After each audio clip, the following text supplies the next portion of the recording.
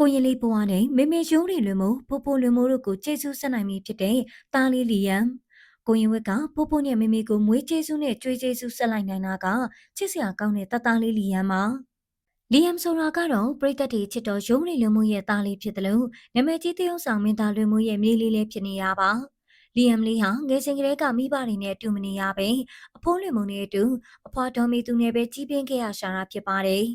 အထူးသဖြင့်လီယမ်လေးရဲ့အမေယိုးရီလွင်မိုးနဲ့ဖခင်တို့ကွာရှင်ပြီးမှဖခင်မရှိတဲ့ဖတဆိုးလေးဖြင့်အဖိုးဖြစ်သူကချစ်တီပုံနေရတာဖြစ်ပါတယ်။တရုတ်ဆောင်မင်းသားချင်းလွင်မိုးဟာတားချင်မြေးနေဆိုသလိုဖခင်နာမရှိတော့တဲ့မြေးလေးလီယမ်ကိုအဖိုးလိုတစ်မျိုးအဖေလိုတစ်ပုံချစ်ပေးရှာတာပါ။ဒါအပြင်တရုတ်ဆောင်မင်းသားလွင်မိုးဟာစင်ငယ်မသားဖြစ်နေတဲ့သမီးလေးယိုးရီလွင်မိုးကိုလည်းအားမငယ်ရအောင်ဖခင်ကောင်းပြီးသားစွာထားတာဖြစ်ပါတယ်။ပြီးခဲ့တဲ့ရက်ပိုင်းမှာတော့တရုတ်ဆောင်မင်းသားလွင်မိုးဟာမြေးလေးလီယမ်ကိုမိဘတို့တာဝန်တိုင်းဖိုးဆိုပေးမယ်လေမြေးလေးကိုရှင်ပြူကသမီးလေးအားမငယ်ရအောင်လုပ်ပေးခဲ့တာဖြစ်ပါတယ်။ဒါအပြင်ကိုရိုင်းကလည်းတုံလက်ပတ်ရှန်ဝတ်ခဲ့တာပါ။ပရိသတ်တွေကတော့မိမိနဲ့ဖိုးဖိုးဖွားဖွားတို့ကျေးဇူးဆက်လိုက်နိုင်တဲ့လီယမ်လေးကိုအချစ်တွေပုံနေကြတာဖြစ်ပါတယ်။